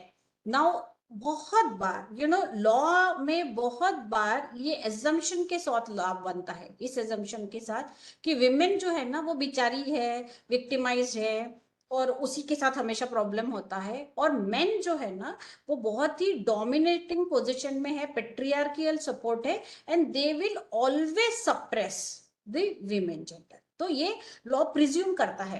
अब आप किसी भी एक्ट में देखिए, फॉर एग्जांपल जब भी किसी एक्ट का हम प्रोविजन पढ़ते हैं ना तो उसमें ही से लिखा होता है, कभी भी शी नहीं लिखा होता है, एंड देन दे प्रिज्यूम कि he include she. So law is very male dominating in that sense. और इसमें भी कुछ कुछ आईपीसी के वगैरह प्रोविजन है, जैसे मैंने यहाँ पे लिखा है 354, 354B, 354C, so these are all cruelty against women के हैं। अब यहाँ पे अगर आप प्रोविजन देखोगे ना 354 वगैरह, जिसमें बताया कि क्रुएल्टी अगेंस्ट विमेन, तो एज्यूम ही ये किया है कि when a man creates a violence against women, then that will consider as cruelty against women. But my dear friends, मुझे आपको ये पूछना है यहाँ पे, और मेरे तो काफी फीमेल कॉलीग्स भी यहाँ दिख रहे हैं, ये बात सच है क्या कि सिर्फ मेन ही क्रुएल्टी करते हैं विमेन के अगेंस्ट, विमेन के अगेंस्ट क्रुएल्टी नहीं करती? ऐसा कभी हुआ है क्या कि उन्होंने कभी किया ही नहीं? नहीं, there are multiple instances wherein a woman is being cruel to another women. अब again going back to Manipur example, जब हमने वो वीडियोस देखा और जब उन औरतों से पूछा गया, तब ये बताया गया वहां पे कि एक कम्युनिटी के विमेन ने ही उन्हें हैंड ओवर कर दिया, कि इनको लेके जाओ और ये करो। सो this is what is happening, कि क्रुएल्टी सिर्फ मैन नहीं करता है, क्रुएल्टी विमेन भी करती है।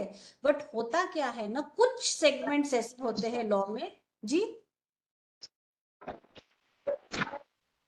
Anybody, any question? Okay, but कुछ चीजें ऐसी भी होती है।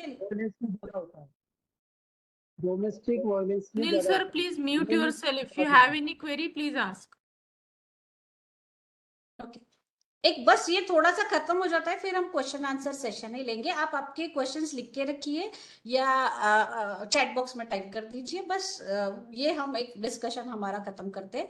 तो ऐसे बहुत सारे केसेस हैं, जैसे सुनील सर भी बता रहे थे कि डोमेस्टिक वायलेंस, मैंने ऑलरेडी यहाँ पे उससे भी लिया है कि यस डोमेस्टिक वायलेंस तो है, जहाँ पे हमने देखा है कि लॉ इज प्रिज्यूमिंग कि डोमेस्टिक वायलेंस कौन करता है। यहाँ पे देखो एग्रीव्ड पर्सन का डेफिनेशन है, कौन है aggrieved? Women, because the law does not, I mean is not in a position to accept the fact कि मैन भी एग्रीव्ड हो सकता है, उससे भी कोई परेशान कर सकता है। No, as I already said 354 में तो बताइए कि क्रुएल्टी तो सिर्फ मैन ही करेगा, वो भी विमेन पे। विमेन पे कभी क्रुएल्टी करेगी नहीं, और विमेन मैन पे तो कभी क्रुएल्टी करेगी नहीं। ये क्या किया है ना, लॉ ने एज्यूम किया है। Similarly if you see there is the sexual harassment at workplaces act, even if the person, even if the male colleague does not do anything, अगर उन्होंने बात भी नहीं करी तो भी that female can complain कि ये मेरे से बात नहीं कर रहा है and this is something problematic. Okay, so these are the thing wherein law presumes, and law very precisely presumes कि नहीं, कुछ तो जो गलत है वो मैन ही कर रहा है. सो डोमेस्टिक वायलेंस ये मैन ही करता है, फीमेल कभी करती ही नहीं है. बट स्लोली इवेंचुअली क्या हुआ है ना कि मिसयूज ऑफ 498 के केसेस बहुत ज्यादा बढ़ गए, बहुत ज्यादा. And there is this Arnesh Kumar versus state of Bihar. ये अगर आप केस देखोगे, so this is a very landmark case. Otherwise 498A में क्या होता था ना, it was a non bailable offence, cognizable non bailable offence, जिसके वजह से पहली चीज क्या होती थी ना कि उठाओ लोगों को और अरेस्ट करो, उसके बाद देखेंगे कि क्या करना है. Of course there were multiple dowry death cases. ऐसा नहीं है कि लॉ ने ये ऐसे ही आंख बंद करके कर लिया, ऐसा नहीं है. हमारे देश में सबसे ज्यादा डाउरी से रिलेटेड डेथ्स हुए हैं, और वो रोकने के लिए फिर इतना ये स्टबन एक प्रोविजन हमको यहाँ पे लाना पड़ा, जिसमें कि 498A में हमने उसको नॉन बेलेबल कर दिया कि इतना फियर तो रहना चाहिए, सो दैट कि जो हस्बैंड या उसकी फैमिली है वो उस लड़की को डाउरी डेथ में जलाने के बहुत इंसिडेंसेस हुए थे, तो वैसा नहीं हो उसके लिए किया था. But eventually what has happened, the court itself has seen that there is a misuse. Misuse सबसे ज्यादा होता है. फिर उसका अगर हम तुलना यूज के साथ करते तो use is probably 10% and 90% is misuse. So same thing happened with 498 also. And then eventually in Arnish Kumar case it was realized that ये ऐसे नहीं चलेगा, कि अगर वो वाइफ फॉल्स कंप्लेंट करती है, या फिर जस्ट उसको हैरेस करने के लिए कंप्लेंट करती है, या फिर जस्ट टू प्रूव कि ईगो लाइक मैं इससे ज्यादा बेटर हूँ, उसके लिए अगर उसको 498 करती है, तो then there is a misuse. No, in one of the cases it happened कि वो वाइफ ने 498 में FIR वगैरह फाइल कर दिया. And then when the police went to arrest, because it is a non bailable warrant, arrest करने के लिए जब गए, that time the police has seen कि मदर और फादर वो लड़के के बेड रिडन है, वेजिटेटिव कंडीशन में, they are bedridden, they can not move their hand. So when the parents can not even move their hand, can they torture that daughter in law? Now, this is a question. And for that reason, in Arnish Kumar versus State of Bihar, the Supreme Court has laid down various guidelines, arrest से related, bailable offense और cognizability of that offense से related, कि कहीं कहीं पे हमें भी ये देखना है कि ये सच में 498A है कि नहीं है. और आपको देख के बहुत आश्चर्य होगा कि कन्विक्शन रेट जो होता है ना 498 में, अगर जब तक अरनीश कुमार का ये नहीं आया था तो it was very high, and eventually conviction rate बहुत कम हो गया, क्योंकि फॉल्स कंप्लेंट जो होती थी वो बहुत ज्यादा उसमें होने लगी थी कि women use to give this thing कि अगर आपने ऐसे नहीं किया तो we will commit suicide. So committing suicide और सुसाइड कमिट कब का होता था? 4 साल बाद. So 4 साल बाद you are filing an FIR mentioning that such and such person has mentally tortured you and was into a domestic violence वगैरह. तो 4 साल आप क्या कर रहे थे?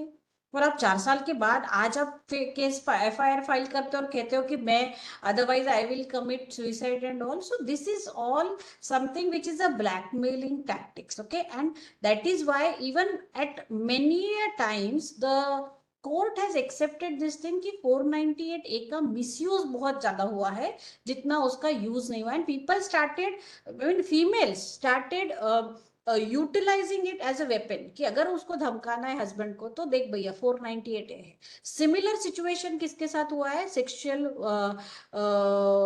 Violence at work places act के साथ. Now the female employees says कि अगर मुझे थोड़ा सा भी तकलीफ दिया या आपने मुझे 2 बार भी अगर डांटा कि मैं टाइम पे क्यों नहीं आ रही, सो तीसरे time I will file an FIR and say that okay I have been, इन्होंने मुझे. और sexual harassment at work place act का अगर आप प्रोविजन देखोगे ना, तो आपने गलत नजरे से देखना ये भी अगर वो FIR में लिख दिया तो भी there is a case which will register against that male counterpart की बाप रे इन्होंने मुझे बहुत ही बुरी नजर से देखा. So that will give. And that is why if you see even for that act also the conviction rate is very low.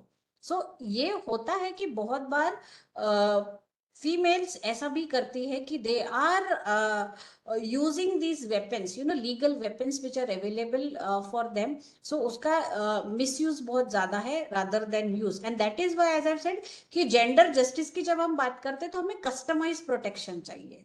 सारी जगह पे इट इज ओके कि मेल डोमिनेंस हो रहा है, ये हो रहा है, बट कहीं कहीं पे कुछ सेगमेंट में कुछ एलिमेंट्स ऐसे है जैसे 498A कि वहां पे आपको domestic violence, you can not limit domestic violence only against women by the main. You have to open the interpretation like that that it can happen by one spouse on the other, and that one spouse can be men, can be female, and then the other spouse can be male, can be female. आप उसको ऐसे रख ही नहीं सकते हो. And believe me, ये act का limitation एक और है. आजकल हमारे पास ट्रांसजेंडर है, you know, there is this gay couple, lesbian couple, etcetera etcetera, और वहां पे तो फिर ये एक्ट ही फिट नहीं बैठेगा क्योंकि एक्ट ने तो लिमिटेशन डाल दिया है कि एक आदमी जब एक महिला को परेशान कर रहा है, you no, husband and wife में वो लिमिट कर दिया है, तो डोमेस्टिक वायलेंस इज वैसे लिमिट हो गया है. जहां पे सेम सेक्स हो रहे हैं, जहां पे सेम जेंडर कपल्स रह रहे हैं, वहां पे तो ये लागू ही नहीं होता. तो क्या आप उन्हें छूट दे रहे हो कि वो डोमेस्टिक वायलेंस कर सकते हैं? क्योंकि एक्ट में तो सिर्फ आपने मेन एंड में नहीं बोला है, आपने बाकी कुछ बोला ही नहीं है. तो इस तरीके के लिमिटेशंस बहुत ज्यादा होते हैं जहां पे हमने क्या कर दिया है ना कि हाँ आदमियों के अगेंस्ट ही प्रॉब्लम है या आदमी ही प्रॉब्लम करते हैं, बट ऐसा नहीं है. There are situation where in even the male are facing lot of problems. It is not only the matter of physical abuse, शायद वो फीमेल उनके साथ नहीं कर पाए, but goodwill, reputation, dignity, status in the society, ये सारी भी चीजें मैटर करती है. And then what happened to the you know उनकी जो आगे वाली लाइफ है, आप 2 बार या 4 यानी 2-4 दिन भी अगर आपको जेल में डाल दिया, just imagine the situation when you are not wrong just because of the false complaint. You know, we shatter for a very very long time, and this has happened in many cases, and that is why Arnesh Kumar judgment के बाद conviction rate जो है वो बहुत कम हो गया, number of cases filing भी बहुत कम हो गया क्योंकि फॉल्स कंप्लेंट कम हो गई. बट वो कम हुई है, वो खत्म नहीं हुई है. सो आज की डेट में भी if you go to family court you will find that there are multiple cases of 498A which are false. So ये एक प्रोटेक्शन चाहिए है मेन को, पर्टिकुलरली डोमेस्टिक वायलेंस के साथ. और आई विल से कि ये सिर्फ मेन को नहीं चाहिए, it has to be open against all genders irrespective of male and female. Then this is the third contemporary issue which I want to talk about is the transgender. Now transgender ये एक ऐसा neglected sector है even आज की date में India में कि wherein we are not ready even to talk and discuss about it. We don't feel prestigious or we don't feel happy in talking about it. Rather वो एक ऐसा segment है हमारी सोसाइटी का कि हम सोचते कि इसके बारे में तो बात ना करें तो बेटर है. बट बिलीव मी फ्रेंड्स, सबसे पहली जो चीज है, is it in my hand to which gender I belong?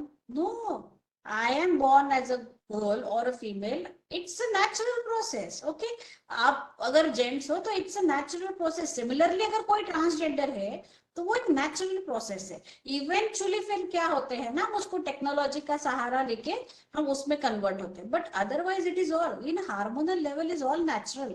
There is no pill कि ये पिल मैंने आज खा ली तो मैं ट्रांसजेंडर हो गई, ऐसा नहीं होता है. Okay, so these are basic human instincts which are there, and we are not ready to talk about the millions of population जो इसमें आती है. मैंने आपको पहले भी बताया है कि जब हम कॉन्स्टिट्यूशन की बात करते हैं तो कॉन्स्टिट्यूशन इतना गोल्डन बुक है हमारी दुनिया का, rather I mean I cherish it as a holy book. It starts with we, और वी में आप देखो वी इंक्लूड्स ऑल ट्रांसजेंडर. वो वी में बोला ही नहीं है कि सिर्फ मेल है या फीमेल है या सिर्फ लेस्बियन है या गे है, ऐसा नहीं है.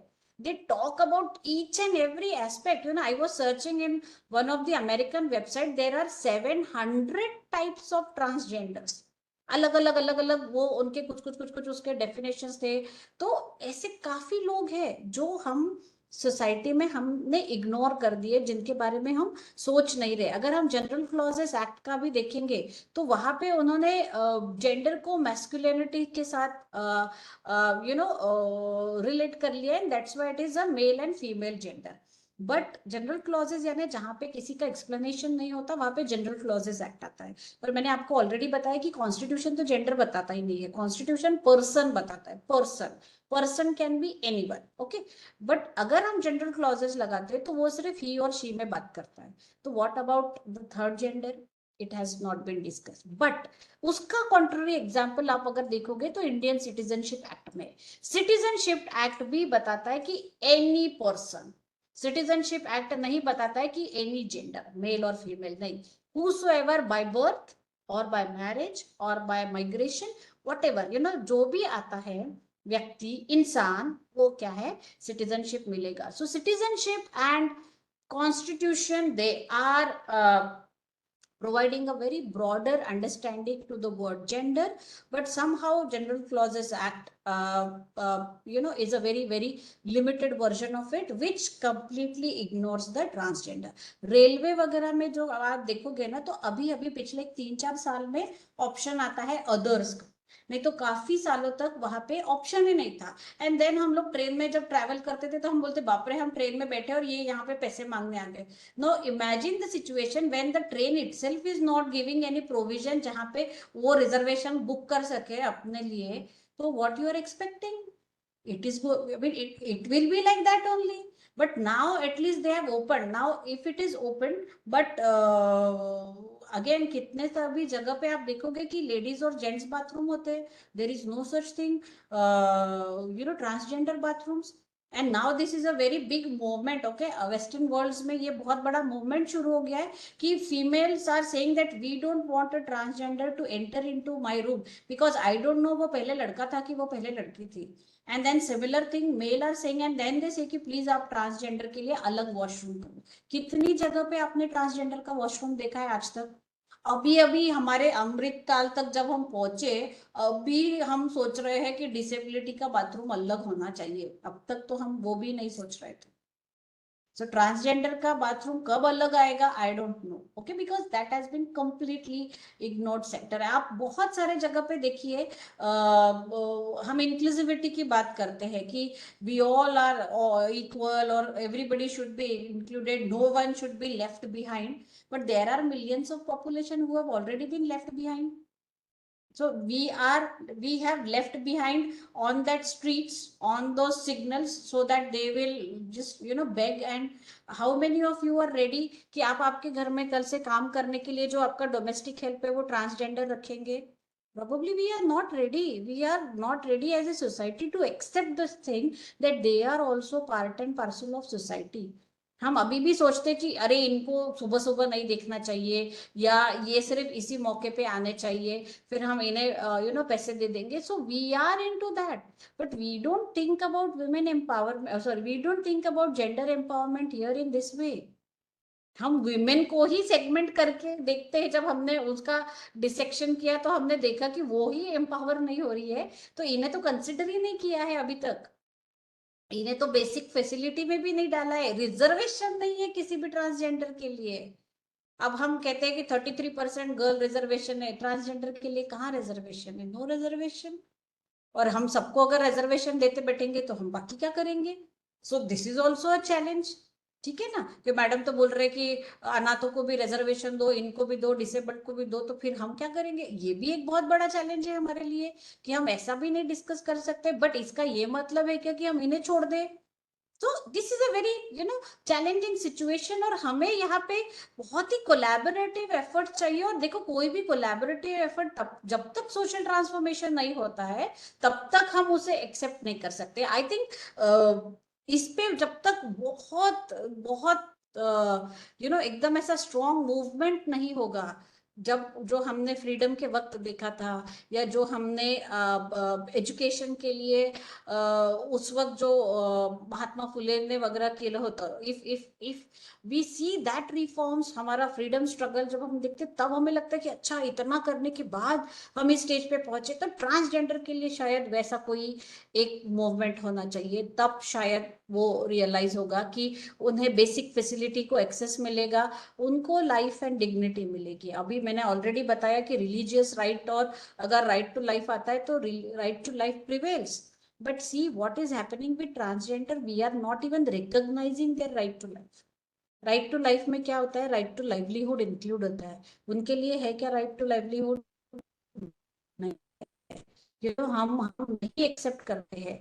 There are no jobs which people are giving to them, very few, finger tips पे काउंट कर सकते हैं उतना होगा। So ultimately what is happening, that segment is left behind on the signals, कि आप भीख मांगते रहो, अपना गुजारा करते रहो, and then eventually what happened, they involve into other illegal practices because they left with no choice. तो वहां पे हमने देखना चाहिए कि यहाँ पे कुछ काम होना चाहिए, जहाँ पे उनके एम्प्लॉयमेंट से रिलेटेड, उनके रिकग्निशन से related. Now there is one more thing, very interesting thing, there is this transgender act है हमारे कंट्री में, अभी अभी आया है, वो भी पिछले 1-1.5 साल में। उस एक्ट में एक प्रोविजन है कि अगर कोई व्यक्ति ट्रांसजेंडर है तो उसे क्या करना है, उसे कलेक्टर ऑफिस में जाना है। जैसे आप कास्ट का सर्टिफिकेट या बाकी सर्टिफिकेट्स निकालते हो, वैसे आपको एक आइडेंटिटी कार्ड निकालना है, and that identity card will says that you are a transgender.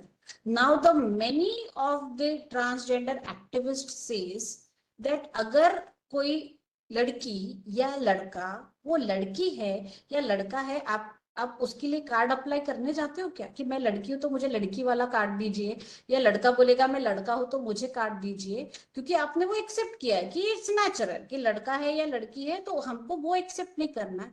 But आप ट्रांसजेंडर को क्यों बोल रहे हो? हम क्या दूसरी धरती से आए हैं? जिसे आप कह रहे हो कि जाओ आप आइडेंटिटी कार्ड लो, क्या हम क्रिमिनल्स है कि हमारे पास एक कार्ड रहेगा कि हम ट्रांसजेंडर है? क्यों हमें बार बार दिखाना पड़ता है कि हम ट्रांसजेंडर है, हम ट्रांसजेंडर है? This should not be done, because जिस दिन हम सी ऑन वन हैंड हम कह रहे हैं कि आपको आइडेंटिटी कार्ड मिलेगा तो आप उससे कोई भी बेनिफिट अवेल कर सकते हो, but on the other hand आप वो कार्ड देके क्या कर रहे हो, आप मेरे एग्जिस्टेंस पे ही क्वेश्चन कर रहे हो। You are not accepting me as it is, but you are saying कि आपको अगर इस कंट्री में रहना है तो ये कार्ड लेना पड़ेगा, and that is why many of the transgender are not applying. So there is this separate movement going on कि first why should we take card, number 2 who the hell is this collector, he is going to give me a card that I am a transgender, अगर medical officer हो तो समझेगा, so this is the whole thing which is there, जिसके वजह से transgenders के issue बहुत ही promising है हमारी कंट्री में, because acceptance level is very very less. There is this very famous case of Nalsa versus Union of India, जिसमें सबसे पहली बार सुप्रीम कोर्ट ने 2014 में थर्ड जेंडर को आइडेंटिफाई किया। उसके बाद नवतेज सिंह जौहर का केस है जिसमें वो डीक्रिमिनलाइजेशन ऑफ 377 आईपीसी का आया था, जिसमें अननेचुरल सेक्स और कंसेंशुअल सेक्स कंडक्ट के बारे में बात की थी। तो अभी उसको क्रिमिनल ऑफेंस नहीं मानते हैं, बट ये एक बिगिनिंग है। ये जो दोनों मूवमेंट हुई थी ना, ये ट्रांसजेंडर ने अपने लिए की गई मूवमेंट है, इसमें किसी भी गवर्नमेंट का या किसी भी पॉलिटिकल पार्टी का कोई रोल नहीं है। तो ultimately my point to tell you here is that कि दे आर coming up for themselves, nobody is coming for themselves। तो इसलिए इनको इनकी मूवमेंट इतनी फास्ट और इतनी स्ट्रॉन्ग करनी पड़ेगी कि वो आगे जाके उनके लिए भी ऐसे कुछ प्रोविजंस हो, उनके लिए भी ऐसी कुछ सुविधाएं रहे जो एक्सक्लूसिवली उनके लिए। कल को मैं भी शायद एक लेक्चर दे दूं जहाँ पे मैं ट्रांसजेंडर एम्पावरमेंट के बारे में बात करूं, बट आज की डेट में ऐसा मेरे पास कोई ठोस ये नहीं है कि हाँ ट्रांसजेंडर का एम्पावरमेंट हुआ है या ट्रांसजेंडर के लिए ऐसे हुआ है, ऐसा कोई सिचुएशन नहीं है। So probably I think we need to wait for another 50 years जब शायद हम इसे बात करें, क्योंकि 47 से 2023 तक I already talked about Manipur, you know. So ये हुआ है, मॉब ने उन विमेन को उस तरीके से परेड करवा के, you know, स्ट्रिप करके परेड करवा के ये प्रूव किया कि male is the strongest gender here.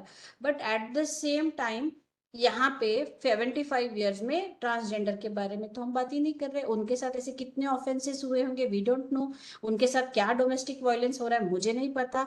उनको कहाँ कहाँ पे डिस्क्रिमिनेट किया है, आई डोंट नो. तो इसलिए इस स्टेज में भी बहुत सारा काम करना बाकी है. सो this is another contemporary this thing topic which I think हम सभी ने, एकेडमिशियंस ने इस पे भी थोड़ा बहुत यू नो ध्यान देके इसके बारे में भी पढ़ना चाहिए. एंड एक थोड़ा थॉट प्रोवोकिंग हमारे जो राइटिंग्स होते हैं उसमें ये सारी चीजें आनी चाहिए.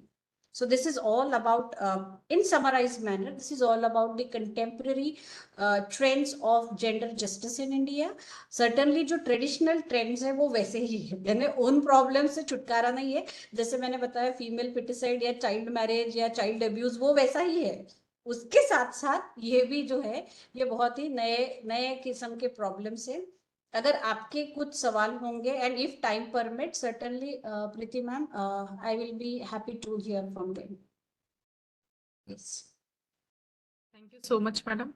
किसी को कुछ क्वेश्चन है और कुछ फीडबैक देना है तो आप अनम्यूट करके बोल सकते हैं. Any question? Are you are there?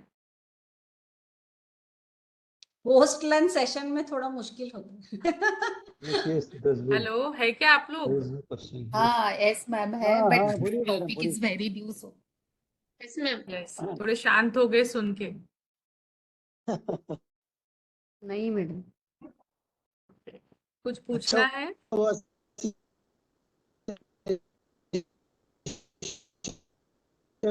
नहीं आ सुनील रही. सर, सुनील सर तुमचा आवाज नाही येत आहे. काही विचारायचं आहे?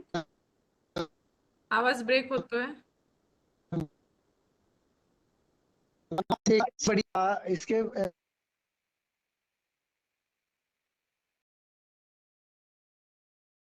Not able to hear him. Yes, Thank you, thank you. उसमें ये सेशन कभी हुआ नहीं, पहली बार सुन रहा हूँ ये session Thank you, sir. With law. Thank you, thank you. Okay, legal aspect पहली बार सुन रहे हैं जेंडर सेंसिटाइजेशन का. Okay madam, if there are no questions so Yes. I extend my thanks to respected Dr. Payal Thaure madam for such an eye-opening and a very sensitive issue on gender discrimination and gender sensitization topic. So thank you once again, ma'am, on Thank you, behalf of all madam. the participants. Thank you so much, ma'am. Thank you so much, everyone. Thank you so much. Thank you.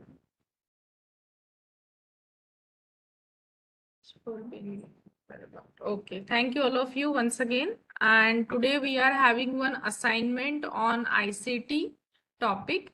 अगर आप उसको solve कर सकते हैं तो solve करिएगा. आपने देखा है जिनोमियो की साइट, हैव यू सीन?